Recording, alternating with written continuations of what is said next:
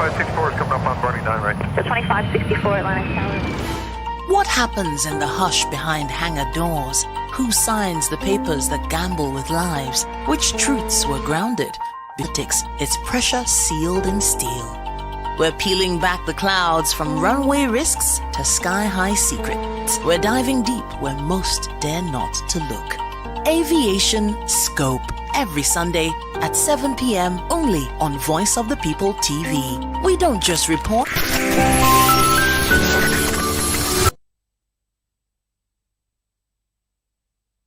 PMCI have to adjust after Shei's height. And this podium literally covers most of my height because some of us are vertically challenged. Your Excellency, the Vice President, Your Excellencies, my colleagues, former governors, including my 70-year-old classmate, Ahmed Muazu. I didn't know you were that much older than me.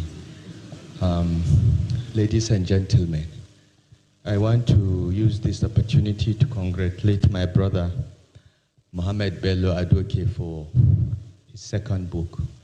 I enjoyed the first book thoroughly, and I look forward to reading the second book. Books like this are necessary, not only to put the record straight, not only to give the opportunity of those persecuted to vent and put things in perspective, but also to encourage a culture of memoir writing in public service. We don't write enough in this country. We don't pass enough of our experiences, both good and bad, to the next generation. So I want to congratulate you for your second effort. I'm working on my own second effort as well. About 12 years ago in this hall, I presented The Accidental Public Servant, which was a record of my experience in public service at the time, which showed how friends abandon you, betray you, how those that you've been good to turn around against you. And everyone told me I made a mistake, that I will never go near public service again, because in Nigeria, when you are in government, you eat, you keep quiet, and you come back and you remain silent. I don't think I had anything to hide in my public service years. I still don't. And I know AG, that's what I call him, Bello Adoke, has nothing to hide. So you can write a book like that and hold your head high, because you know you did nothing wrong while holding public office. I appeal to those in power today to remember that their turn will come. Our turn always comes, but it goes. I want to congratulate my brother for this. I'm looking forward to reading the book because I really want to understand the role of various actors in this. Because I've had discussions on OPL 245 several times with President Buhari. I had special relationship with him. I had access to him. Everyone knows.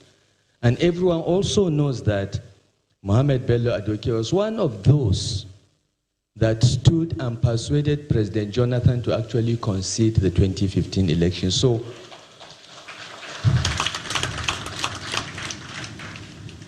we should actually thank him as the APC government of 2015, not persecute.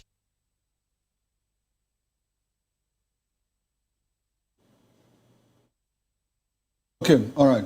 Hello there, good evening, and thanks for joining us on Political Lens. Now, I am Chukuma Akuro. The footage you watched is that of Malam Nasir El-Rufai, former governor of Kaduna State, speaking recently at the book launch of the memoirs of former Attorney General of the Federation, Mohammed Adoke, in Kaduna State. And in Abuja. And he told public servants like him, please be mindful of what you do in office. because their time will come and it goes. And when it goes, will be abandoned by people. Well, we are broadcasting on Metro SLTV channel 264. On YouTube, we are Voice of the People Television. And on other social media platforms, we are at VOPTV Live. Well, on the show today, ADC on fire again as police may arrest El-Rufai, 6 ADC leaders following summons as party disowns El-Rufai. Now, the Kaduna State Police Command has formally invited former governor of Kaduna State, former minister of the FCT, Nasir El-Rufai, along with 6 senior members of the African Democratic Congress, ADC, for questioning over allegations relating to criminal conspiracy, incitement of public disturbance, mischief, and causing grievous hurt. The development follows a broader escalation of tension involving opposition party in the state. Well, in a letter dated September 4, 2025, signed by the Deputy Commissioner of Police in charge of the Criminal Investigation Department, Uzairu Abdullahi, the ADC state chairman was directed to produce the 7 individuals before the State Criminal Investigation Department on September 8, 2025, to clarify allegations contained in a complaint filed by unidentified parties. Well, the individuals listed in the letter include Nasir El-Rufai, Bashir Saidu, Jafaru Sani, Ubaidullah Muhammad, a.k.a. Tati, Nasiru Maikano, Aminu Abita, and Ahmed Rufai Hussein, a.k.a. Mikiat. The letter stated, this department is currently investigating the above-mentioned case involving the following members of your party. You are requested to come along with them to SCID to clarify allegations reported against them by complainants on September 8, 2025. The police emphasized that the invitation forms part of ongoing efforts to preserve law and public order. Earlier on the same day, security operatives from the Kaduna State Police Command sealed off the ADC's State Secretariat at number 4 Ali Akil Road, Kaduna, just hours before the anticipated visit from the ADC's Northwest leadership. The visit had been scheduled as a commiseration mission following a violent incident in which party members were attacked by political thugs the previous week. The media reports that at a press briefing held at his residence in Kaduna on September 4, that is yesterday, El-Rufai vehemently condemned the police's action as unconstitutional overreach. He revealed that the meeting was intended for the ADC Northwest leadership to express solidarity with members wounded in the violent attack last week. However, he said the police commissioner intervened, claiming without providing documentation that a court order barred the meeting. El-Rufai stated he knows what he's writing violates the constitution. We have not seen the court order. It has not been properly served to us. Even if there is a court order, there is a legal process to serve an affected person, and it has not been served on us. Despite these grievances, he noted, ADC leaders chose to defer to the police to avoid confrontation, saying as responsible leaders, we decided that even though we have not seen the order, we believe the Commissioner of Police, because we don't believe the Commissioner of Police could be lying. El-Rufai also signaled that the matter will not end with a shutdown, hinting at a protracted legal fight. Well, we want to see that order, and of course, we will challenge whatever grounds to the Supreme Court. This is not the end of it. Other things will follow after this, he declared. Well, this sudden crackdown comes amid an already fraught political climate and last week's disruption of the inauguration of the Transition Committee meeting, where suspected thugs stormed the venue, injuring several attendees and causing extensive property damage, all in the presence of police officers who were accused of inaction. Well, prior to this, the ADC in Kaduna State distanced the party from El-Rufai's role in inaugurating the Transition Committee during the disrupted event, arguing that the gathering lacked consultation and legitimacy. ADC officials described the act as fraudulent and destabilizing. Meanwhile, the state government had maintained a firm distance against El-Rufai's perceived provocations. In a statement dated September 1, the Commissioner for Internal Security, Dr. Shehu Shaibu, accused the ex-governor of scheming to destabilize our hard-won peace, especially in the light of the ADC's setback in recent by-elections. The statement had warned anyone who dares to threaten it, be it Nasir El-Rufai or any of his accomplices, will be held accountable. Well, let's bring in our guest as we are joined in the studio here by Barrister Darlington Agomo. Barrister Darlington is a lawyer and public affairs analyst. Barrister, good evening and thanks for coming to VOP. Good evening, Mr. Koro, and how are you? Very well then, thank you, sir. Yes, happy Muslim celebration. Happy Eid al-Maulud. Happy Eid al-Maulud, yeah. And happy holiday to you and to our Muslim brothers and sisters out there. Now, Barrister, let's kick into it right away. El-Rufai is in the eye of the storm again. Been in the news for now, for some will say wrong reasons, at an ADC event in Kaduna last week. Now, El-Rufai alleged that their meeting was disrupted by talks hired by the APC state government. Now, the Kaduna State Police has summoned him and 6 other leaders to appear before it for criminal conspiracy. The hunter has become the hunted. Is it law enforcement or politics at play in this situation? What do you see? Mr. Okoro, I am beginning to be worried, seriously. About what? The way APC is going about their politics and their leadership of the country. Under their watch, talks have become an alternate government in all the states. Come, what is the business of talks in a party affair? What is the business of talks? Who hired the talk? And why was the police just standing akimbo while talks are having a field day in a party affair? The party members, are they fighting? Did they carry gun or whatever?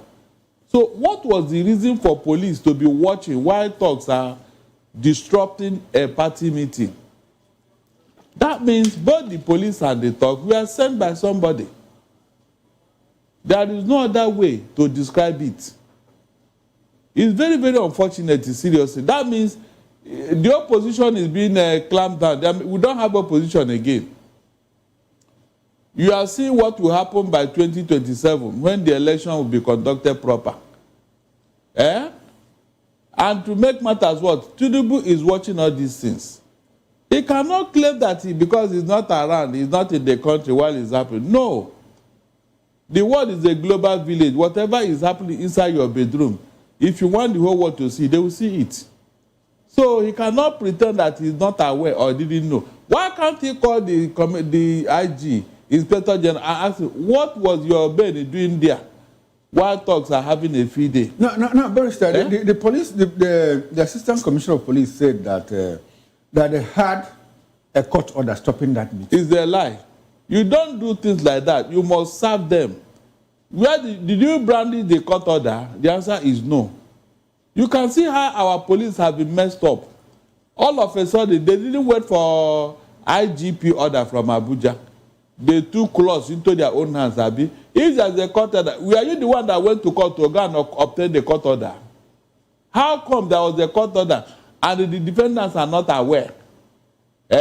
You didn't, even if it's an ex parte motion, yes, you should give them a copy. None was served. Is that not illegality on his own? Okay, so Barrister, essentially you think that this is not ordinary law enforcement? Or it is not. It is just politics at play? It is not. Now there's a conspiracy theory around all of this. Some people in Kaduna State believe that, look, that the occasion, that the disruption of that meeting might have been orchestrated by El-Rufai and his men just to give the governor and the APC a bad name. Please, you mean they invited the police and the talks? Is that what you are telling me, Mr. Okoro? No, that's the theory out there. No, some people believe that such a theory is useless because they don't have power to summon police to come and take part in their illegality. Which police will take part in such nonsense? And the IGP No, Barrister, the point is that it was talks, that disrupted the meeting. Now, some people are arguing that, look, what happened, as a matter of fact, was that it was El-Rufai and his men that organized those talks to come and disrupt that meeting so as to paint the governor and the APC in a bad light. But the police said there was a court order. Okay. Which El-Rufai didn't see. So how could that be? And such conspiracy theory doesn't add up. It does not apply here. And there are so many contradictions here. Okay. How could the same man who said, now go and invite us to come and disrupt their meeting, and the police was there, and the police brought out a court order? I don't understand. No, the police didn't bring any court order because El-Rufai claims he didn't see any. So the police, why are they not defending themselves? The IGP should have waited in by now to counter it. Barrister, this is a state affair. What would the IGP be doing? Oh, my the State God. Commissioner of Police is handling all of this. No, please don't say that. Every police commissioner takes order from Abuja. That is what brought us to where we are today. Sorry? That is what brought us to where we are today. That is the constitutional provision. No, but has the problem gone beyond the State Commissioner of Police? That he needed to call the IG? He cannot take such without calling Abuja. You have seen it several times where the police, if the police cannot take order to stop an act of insecurity, is it the same police that now go on his own to disrupt a party meeting? On what ground? Tell me, on what ground will he do that? The real problem that they're supposed to take action is when there is what? Insecurity. They cannot do it on their own, even if the terrorists are there shooting police. They won't talk until they get order from Abuja to retaliate. Is that not the situation we have in Nigeria? So why would now the same police on his own go ahead to start talking of court order to disrupt a party meeting? It's not possible. This was constituted by APC because that is the only party that can do such a thing. No other party. It's their stock in trade. It's their modus operandi. They don't want opposition to stand on their feet. They don't. Okay, Barrister, if you have fingered the ADC in the APC in all of this, now do you think that the police would detain, because the invitation there, the summon date reached September 8th, which is Monday next week. Now, and the party chairman was asked to produce El-Rufai and 6 other men. Now, do you think that the police would detain El-Rufai and others if their culpability in that fracas is established? Look, it was deliberately orchestrated. You know, when you want to hang a dog, what do? You give it a bad name. Okay. Yes. The police have no business in arresting the party members who want to conduct their meeting. Rather, they should arrest those No, they said that it was disturbance of peace and order in the state. No, it's not the party member that they should be asking those talks. Who brought you here? What is your business? No, but Barrister, we have not heard that the talks were invited by the police. They're going to reconnect, with the fact that some theories are saying that, look, it is El-Rufai and his men that had those talks. No, whoever is saying that is not sincere, because how could he now contrive a problem for himself? I mean, look just to give the governor a bad name and the APC. No, that is not how to. Oh my God, you can't do such a thing. Barrister, we have seen instances of such happening in this country. No, you can no longer. How can the police now come in? You mean he was one that equally invited the police with the so-called court order? No, probably police discovered that there was a problem there and decided to go wade in. Oh, immediately he got a court order. No, the court order which they didn't serve El-Rufai and his men. How did it come about? Well, I know. So we are thinking with possibilities what could have happened. I don't dwell on because as far as we are concerned, this is all about local politics. I don't dwell on such speculation, please. It doesn't add up. There's no wisdom in it. Okay. There's no wisdom at all. So you think that those who think that El-Rufai could have orchestrated he could have. Why would the police be talking of court order? I mean, it's an indictment on the court and even the police. Who went to go and get the court order? The court order you are talking about, it was a later development. The meeting had already been disrupted. El-Rufai came to know about the court order during a meeting he called in his personal home. And so, where did who went to court? Was it the police? So don't you think that the people could have obtained the court order to create an alibi? On what ground, for God's sake? On what ground? On the ground that meeting wasn't supposed to hold in the first place. Oh my God, no. No, please. If party officials are holding meeting, and you are talking of court order, the one that Wike and his own group held in his house in Abuja, why was there no court order to stop them from doing what they did? Please answer me. No, Barrister, I can't answer you. Oh, you can't? Because I wasn't in the Kaduna situation. You are the analyst and I'm asking the question. So that will tell you that something is going on. Okay. If there was actually a court order, then somebody is now being funny here. Okay. Now, Barrister, you locate all of that within the realm of politics. Now, let's move on. Let's talk about the ADC in Kaduna State disowning El-Rufai as before the inauguration itself. The inauguration committee. Now the party has come out to say, look, We were not part of it. There were no consultations. This looks more like infighting in the Kaduna ADC. Now, does this speak to the unpreparedness of the ADC as a party, or does it speak to the character of El-Rufai? You know, how far do you think that the ADC will travel? Everywhere El-Rufai goes, he causes problem in APC, in SDP, in Kaduna State, and all of that. Does it speak to the infighting within the ADC or to the character or personality of El-Rufai? Which one is it? Look, I don't think El-Rufai had the capacity to cause that problem in ADC. No, we've gone beyond that problem. Now, looks like there is infighting within the party in On ADC. what ground? What is the El-Rufai fighting for? No, the party members said that they were not consulted and have distanced themselves from that inauguration that was disrupted. But what was El-Rufai's involvement in this particular matter? Because the SDP disowned him and declared him persona non grata for 30 years. Okay, yes. So when did he enter ADC to cause these repos we are discussing? That's exactly the question that I'm asking. So now it looks like anywhere he goes, he causes problems. No. Now the ADC in Kaduna was intact before he came. Now they said he went ahead to conduct, to call for inauguration of committee and all of that, and he didn't consult people. And the party says, look, El-Rufai is on his own. We are not part of this. So what does that speak to? Is it the unpreparedness of ADC as a political party or the character of El-Rufai as an individual who causes problems wherever he goes? Look, I'm expecting Atiku to speak on this matter. Okay. Yes, let the ADC leadership speak. Okay, so you think it's an ADC problem, not the character of No. Let them speak, and so that we can understand the true picture. Because I don't believe that El-Rufai, who has distanced himself from any political office, will now wake up and start causing problem for ADC, where Atiku, Nwosu, and even we are looking at P2B and Co, where they are, and even David Mark. On what ground will he be doing that? On the ground that at the state level, he wants to be in control of the state structure. No, that is not how. No. That's not how to go about it. But even how else will you go about it? The struggle for the soul of River State, what has it got to do with if not for the control of the soul of River State? Look, before you can do that, it is the leadership, the national leadership, that will give you that authority. Okay. You cannot on your own hijack any section of the party. Okay, so it looks like that is what El-Rufai is trying to do. Because the state committee, the leaders of the party said, we are not aware of that inauguration. He's on his own.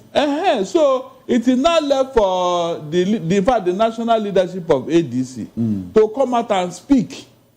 That is what it goes back because to they are telling the chairman. It goes back to my question now. Does it look like the ADC is clearly unprepared for this journey? And how far do you think they can travel? Look, if at this stage they already have an infighting, even at the state level. Then, if such a thing is true, it means that the El-Rufai is not what he claimed to be.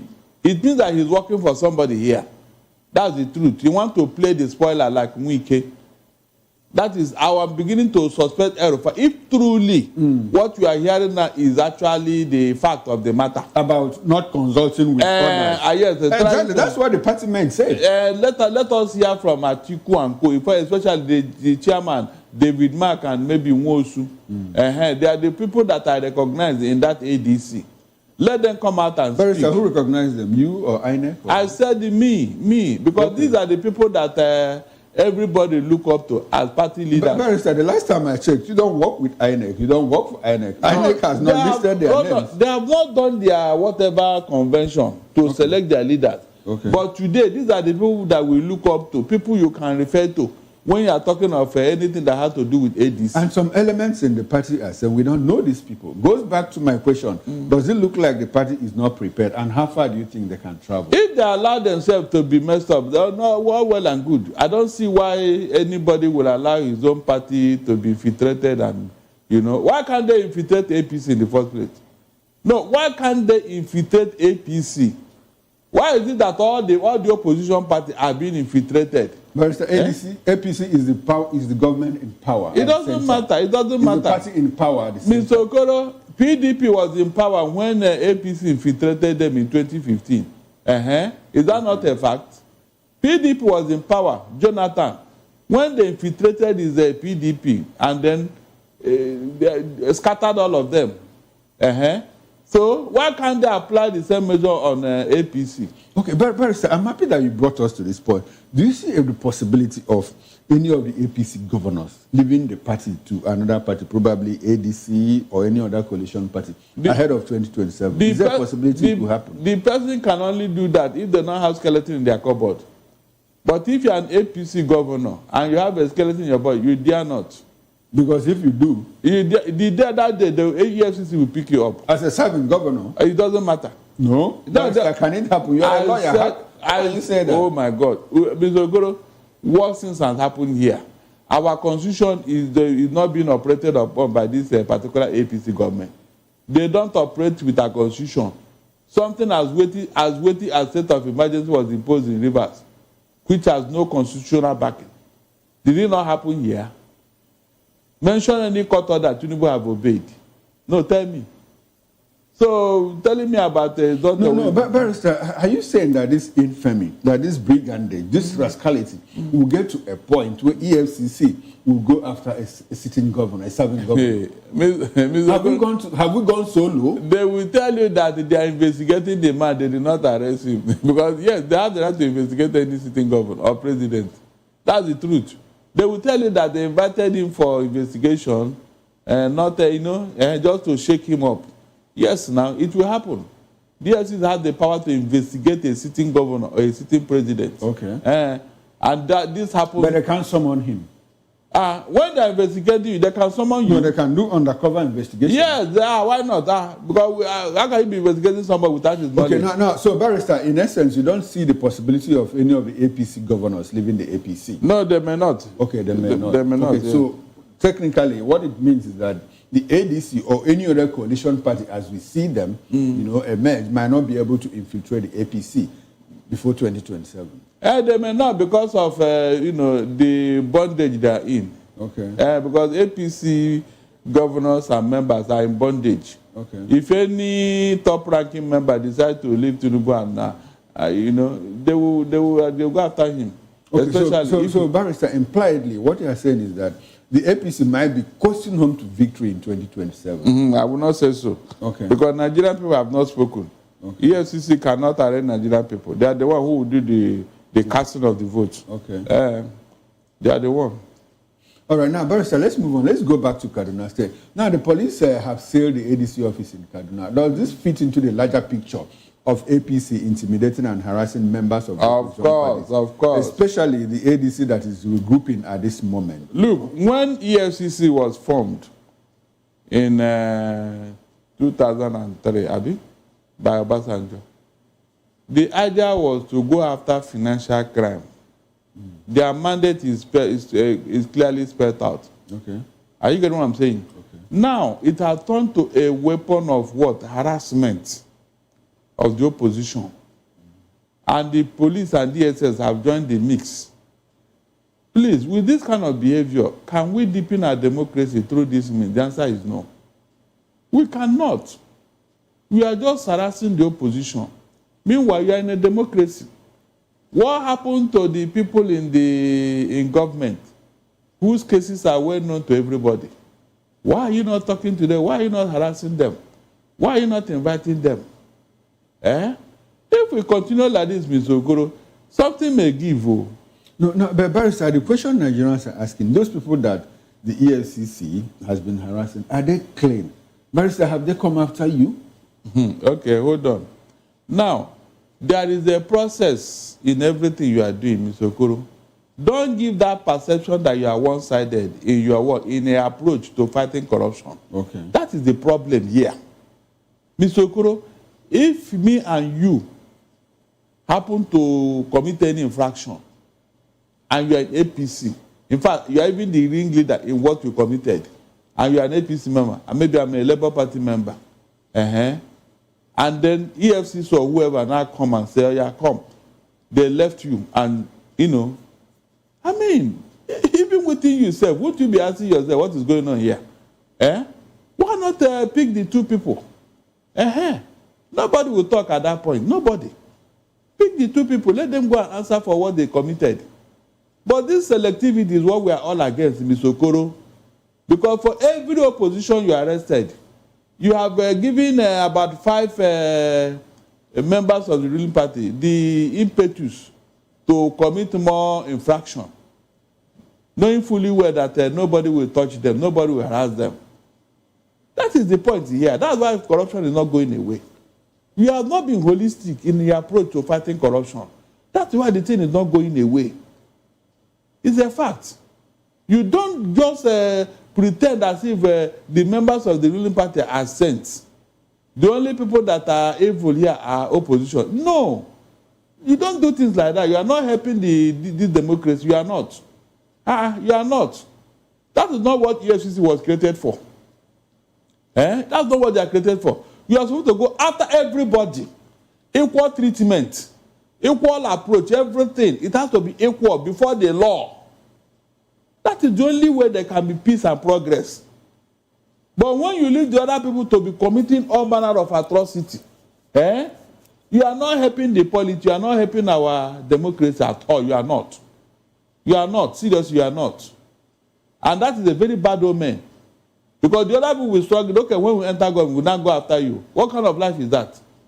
No, imagine if God were to behave like that to human beings. But Barrister, this your take now, how does it fit into the narrative that is trending now, coming from our president?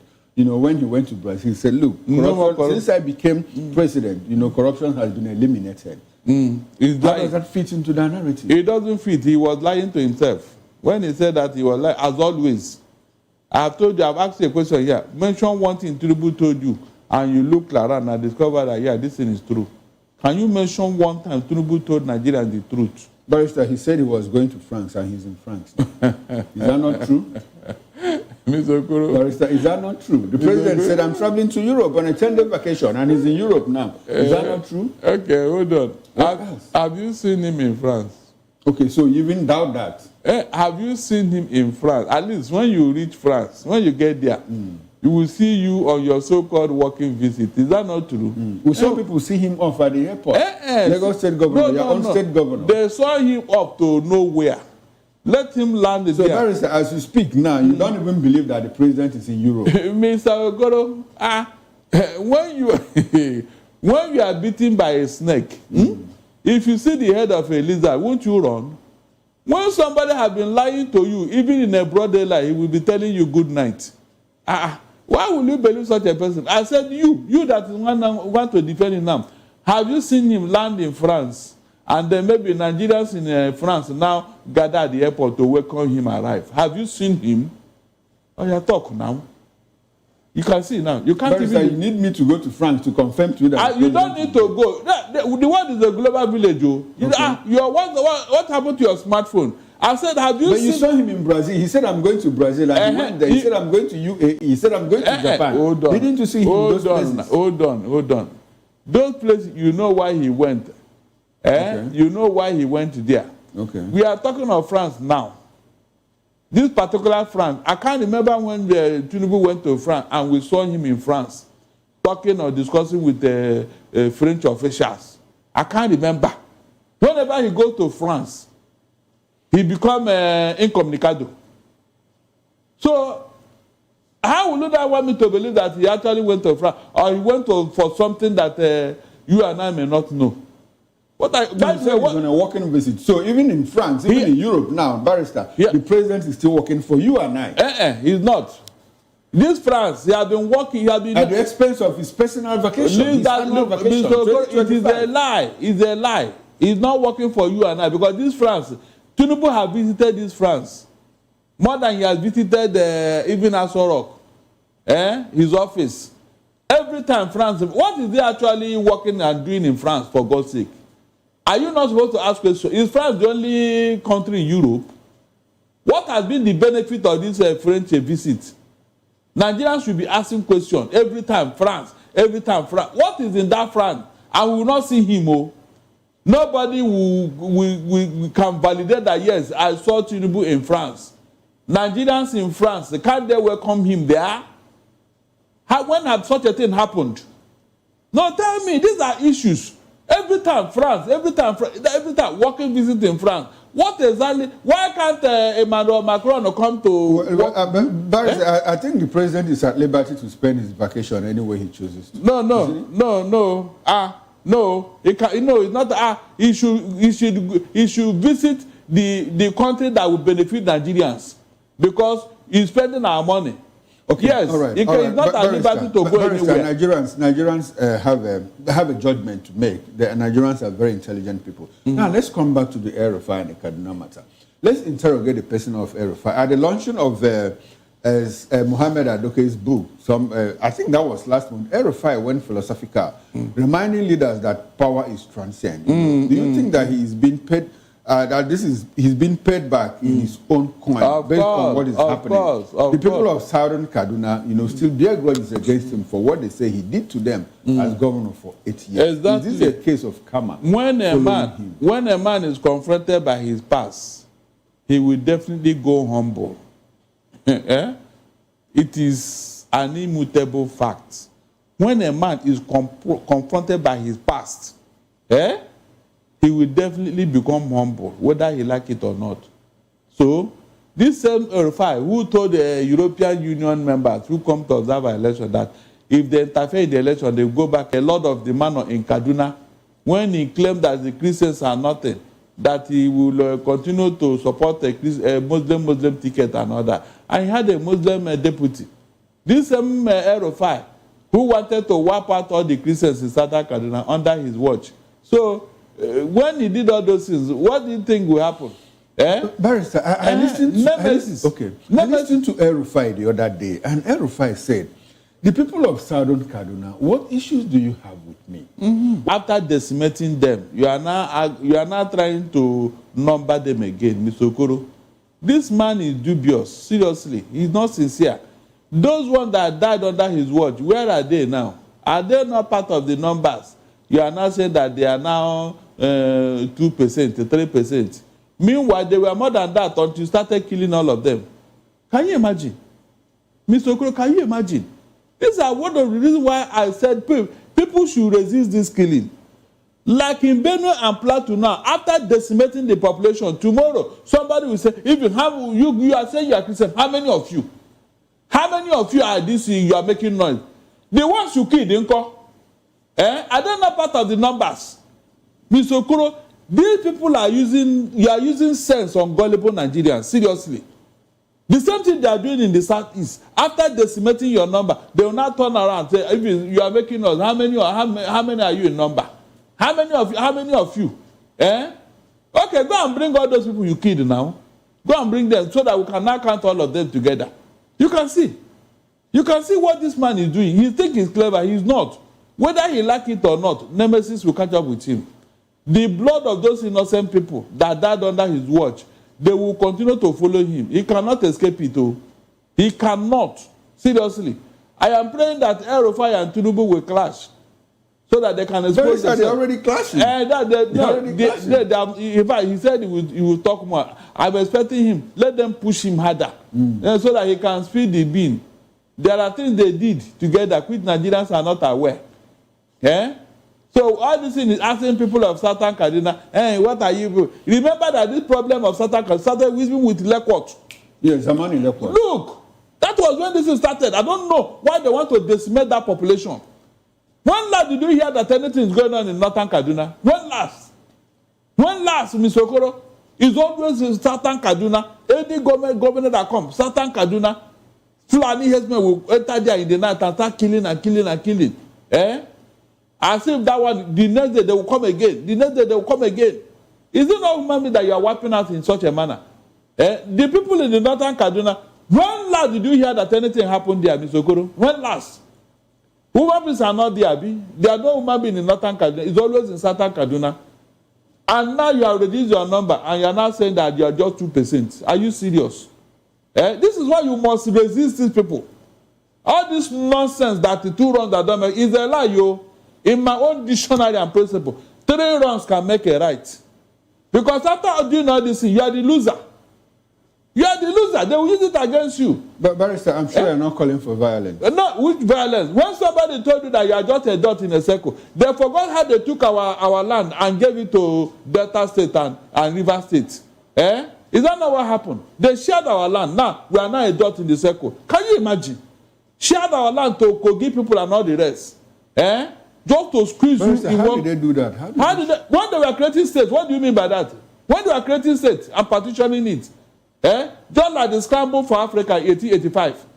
You don't know when this has been done, Abi? You don't know. Are you serious?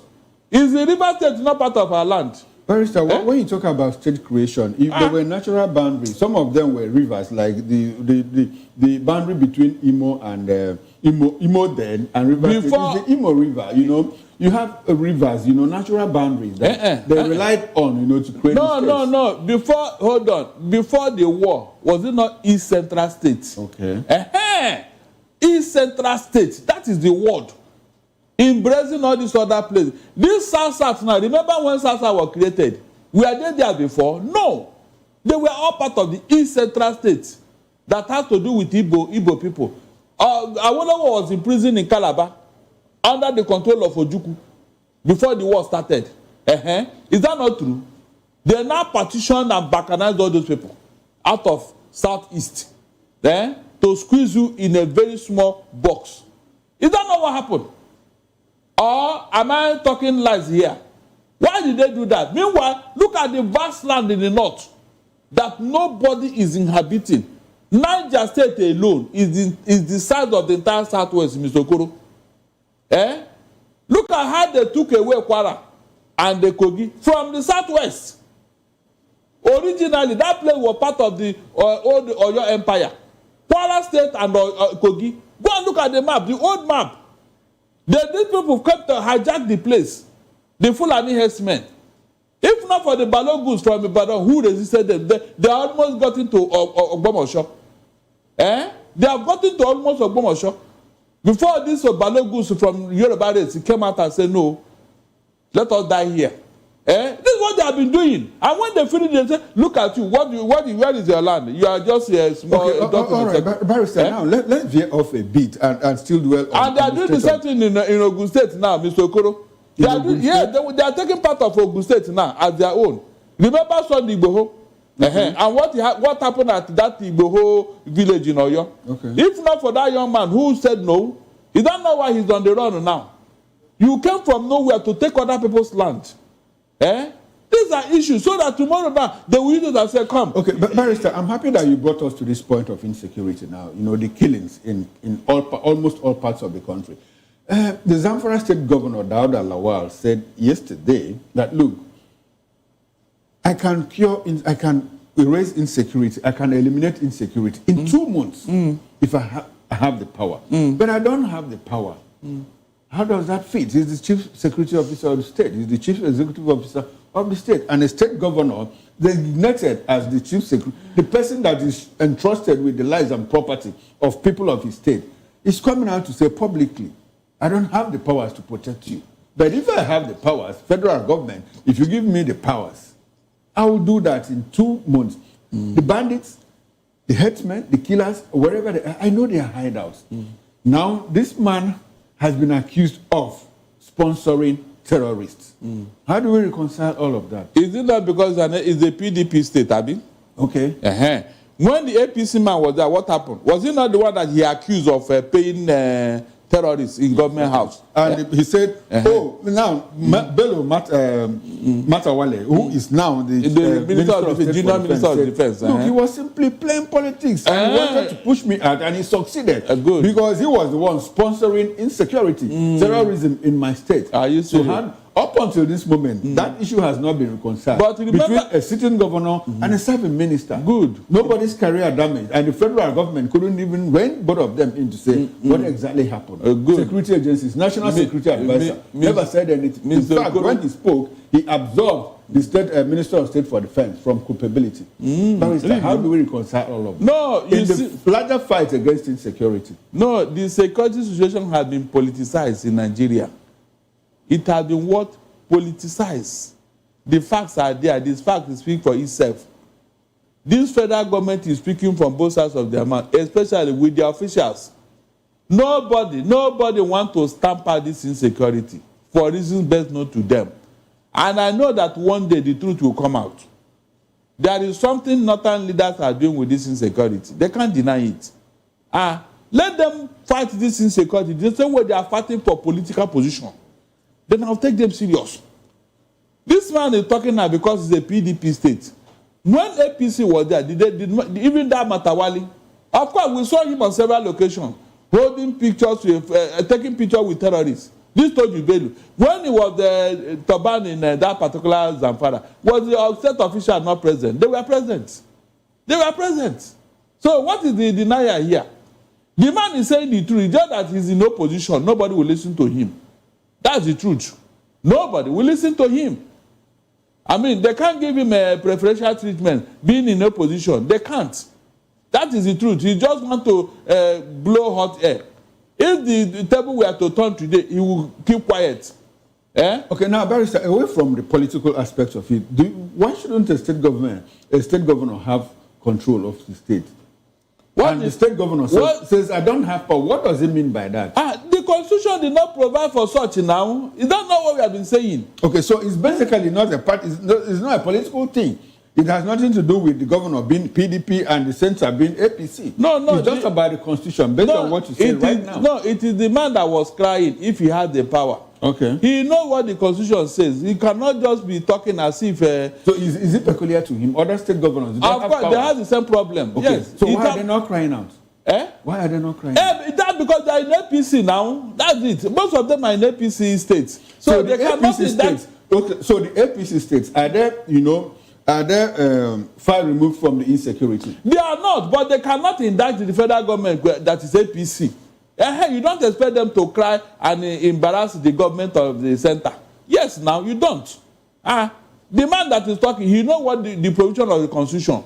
So why he just want to raise... we are almost out of time. He just raised a false alarm. Okay. It happened in Enugu when what's his name? Mba could not even tell the CP there. When there was problem, the CP even called you mean Ugwanyi. No, that was then. Was it Ugwanyi or Mba? Ugwanyi, okay. Yeah. He said that the man cried out.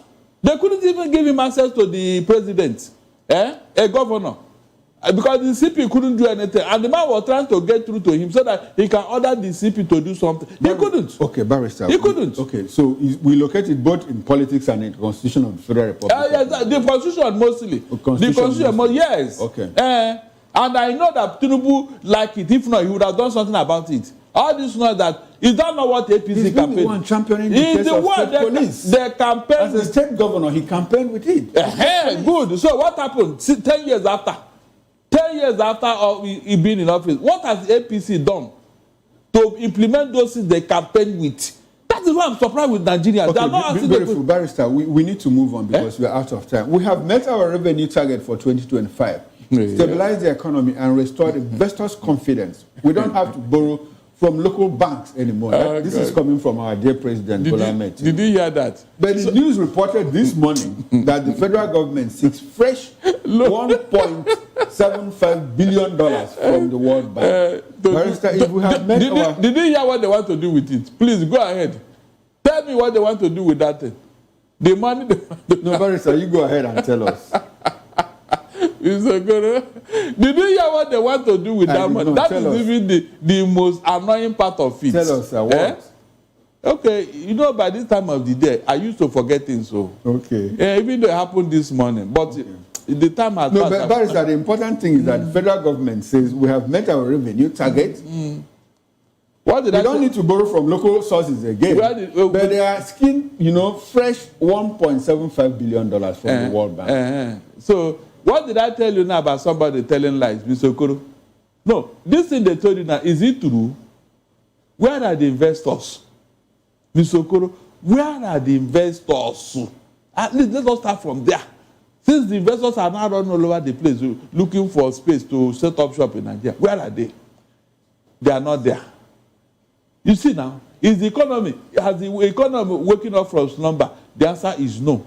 So where are you going to put this thing that the president is telling you now?